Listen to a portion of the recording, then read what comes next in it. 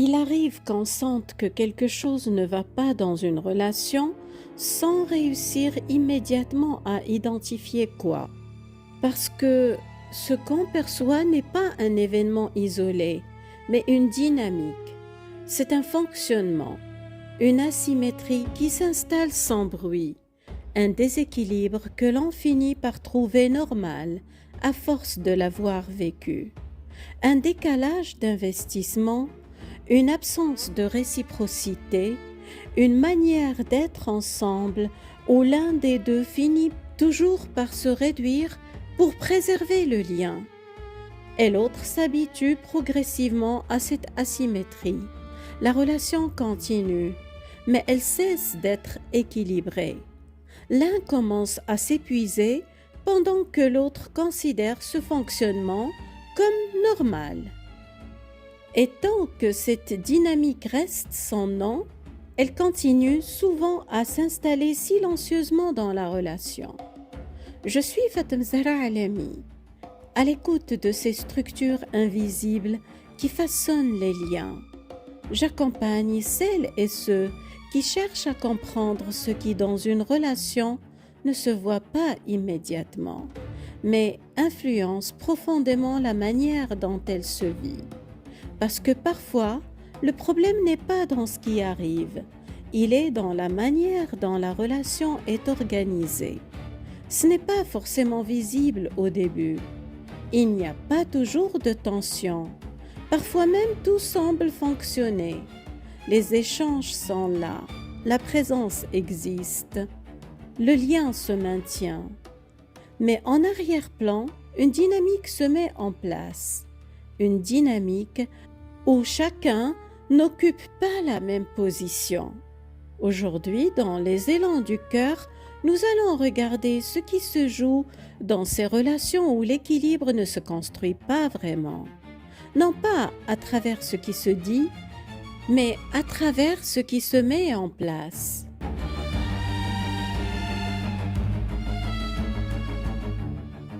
Certains malaises ne proviennent pas forcément de quelque chose de spectaculaire.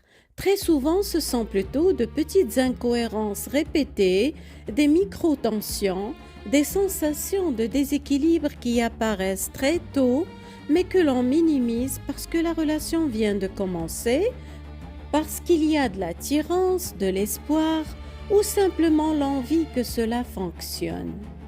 Certaines manières d'être révèlent déjà la place que la personne prendra dans le lien, sa façon de gérer la responsabilité relationnelle, son rapport au pouvoir, à la frustration, à la remise en question et à l'altérité.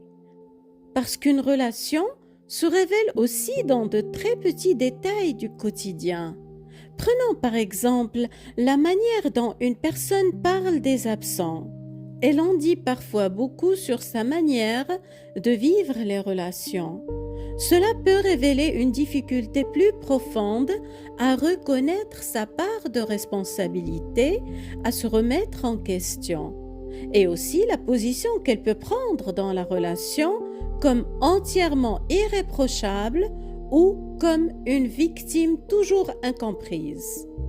Et ce fonctionnement finit rarement par s'arrêter aux autres, parce qu'une personne qui transforme systématiquement les absents en responsables exclusifs des tensions relationnelles aura souvent aussi du mal à tolérer plus tard que quelqu'un lui renvoie ses contradictions, ses incohérences ou ses impacts dans la relation. Alors, progressivement, une asymétrie peut s'installer. L'un devient celui qui doit comprendre, ajuster, expliquer, préserver le dialogue et faire attention à la manière dont il exprime les choses, pendant que l'autre supporte difficilement d'être remis en question. Ce ne sont parfois que de petites phrases banales, mais elles révèlent déjà comment la responsabilité relationnelle risque d'être distribuée plus tard dans le lien. Voici encore un cas de figure qui peut passer inaperçu mais très révélateur. Lorsqu'une personne tolère difficilement la frustration, les différences ou les limites de l'autre, la relation peut progressivement s'organiser autour de ses propres attentes émotionnelles et peut devenir une pression implicite exercée sur l'autre.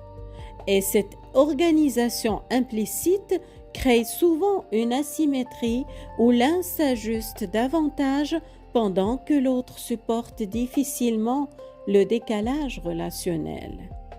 Ainsi, très souvent, les déséquilibres relationnels naissent dans des détails que l'on considère anodins au départ et qui finissent par rendre le lien invivable.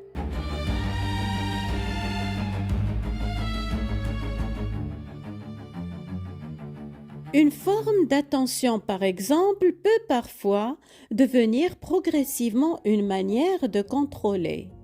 Et ce qui commence en apparence comme une présence soutenante, une disponibilité ou une vigilance envers l'autre peut, avec le temps, devenir une manière subtile de réguler la relation. Car progressivement, l'un des deux commence à adapter ses comportements pour éviter les tensions, les malentendus ou les réactions de l'autre. Il ajuste sa manière de parler, de décider, d'agir en fonction de la manière dont cela sera reçu. Et plus cette adaptation devient fréquente, plus l'autre apprend à se calibrer autour de ce qui est acceptable pour maintenir la stabilité du lien, jusqu'à ce que la relation ne soit plus seulement un espace partagé, mais aussi un espace où l'un des deux influence progressivement la marge de liberté de l'autre. Cette asymétrie ne commence pas forcément par des tensions visibles. Elle s'installe parfois beaucoup plus tôt, dans la vitesse même à laquelle le lien se construit. Un attachement rapide et intense peut créer une impression d'évidence relationnelle, mais ce qui se joue surtout, c'est une accélération du lien avant que la relation n'ait eu le temps de se structurer. L'un impulse le rythme émotionnel du lien pendant que l'autre commence progressivement à s'y adapter. Et peu à peu, celui qui a suivi cette intensité initiale finit souvent par porter la stabilité émotionnelle, les ajustements et la continuité du lien. Ce qui peut aussi déséquilibrer le lien, c'est quand on est centré sur l'image que l'on projette. Cela peut révéler une difficulté à être authentique, vulnérable ou simplement humain. La relation devient alors un espace de performance plus qu'un espace de vérité. Puis, quand les paroles et les actes ne sont pas alignés, la relation devient progressivement un espace de décodage permanent. La personne projette, promet, verbalise, mais ses comportements restent flous, irréguliers ou contradictoires. Et la relation perd progressivement en lisibilité et en sécurité, ce qui renforce encore l'asymétrie. Ce ne sont là que quelques exemples qui, pris séparément, peuvent sembler anodins, mais répétés dans le temps, ils organisent progressivement la structure du lien. Ils distribuent les rôles, les ajustements, le poids émotionnel et la responsabilité relationnelle à l'intérieur du lien. Et très souvent, le déséquilibre ne se manifeste pas clairement dans un comportement précis, mais bien dans ce que la relation produit intérieurement. Une vigilance inhabituelle, une confusion, une sensation de devoir décoder, anticiper, gérer l'ambiance, faire attention à ce qu'on dit. Une relation saine n'installe pas un état de tension silencieuse.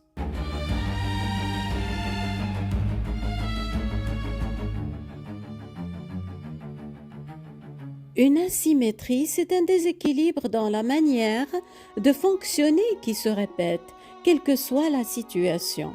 Par exemple, l'un décide, l'autre suit. L'un s'inquiète, l'autre est tranquille. L'un répare, l'autre répète les mêmes comportements. L'un s'adapte, l'autre ne bouge pas. Ces structures ne se réparent pas avec une conversation, parce que ce ne sont pas des malentendus, ce sont des positions.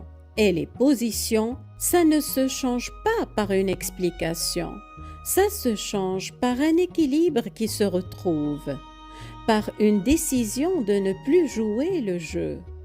Quand le problème est structurel, nommer ne suffit pas, parler ne suffit pas. L'autre peut entendre, comprendre, même s'excuser.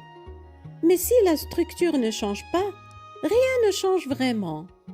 Et c'est là que beaucoup s'épuisent, à vouloir réparer par la parole ce qui relève d'une organisation, à croire qu'une énième explication finira par transformer l'autre, à espérer que l'amour à lui seul comblera la symétrie. Mais l'amour ne comble pas le vide laissé par l'absence d'engagement. Et la parole ne remplace pas les actes. L'un des aspects les plus difficiles de la symétrie, c'est que celui qui est du côté confortable ne la voit souvent pas. Il ne voit pas l'épuisement de l'autre. Il ne mesure pas l'investissement. Il ne sent pas le poids. Parce que pour lui, la relation est confortable et lui demande peu. Elle répond à ses besoins, il n'a pas à faire d'efforts, puisque quelqu'un les fait à sa place. Alors quand celui qui porte finit par craquer, par se plaindre, par nommer le déséquilibre, l'autre est surpris. Il ne comprend pas. Il dit « Mais tout allait bien, pourquoi tu changes ? Pourquoi tu deviens exigeant ?» Il ne voit pas l'accumulation, il ne voit pas les centaines de petites fois où l'autre a donné sans rien recevoir. Il ne voit que le moment présent. Et dans le moment présent, la relation lui convient jusque-là. C'est une forme de solitude particulière. Être épuisé par une relation que l'autre perçoit comme simple, fluide et parfaitement normale.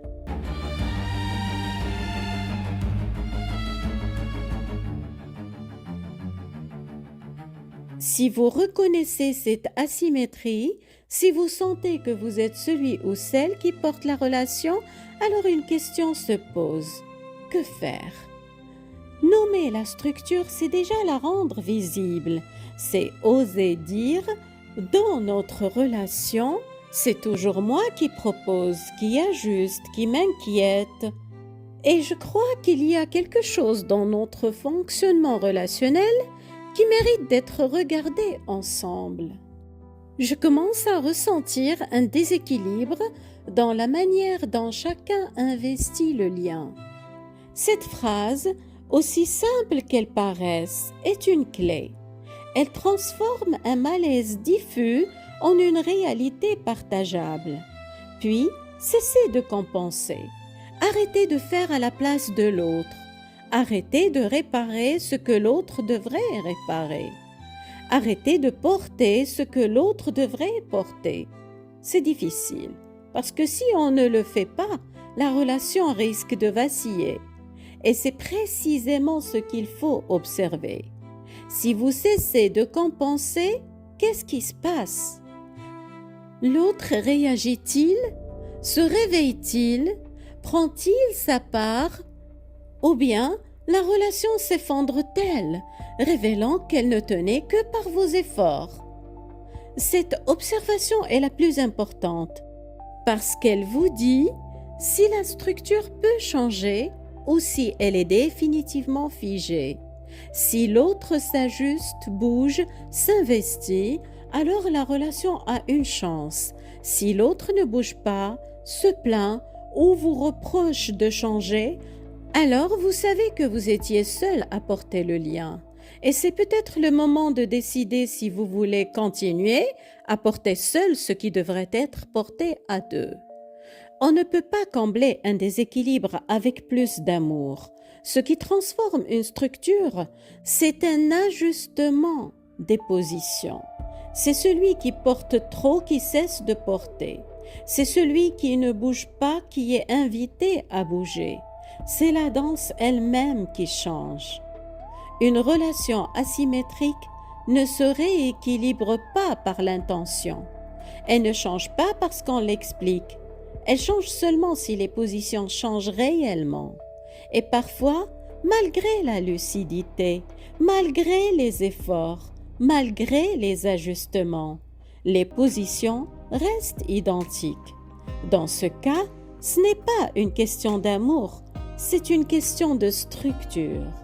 Et une structure qui ne bouge pas finit toujours par produire la même chose, de l'épuisement chez l'un et du confort chez l'autre.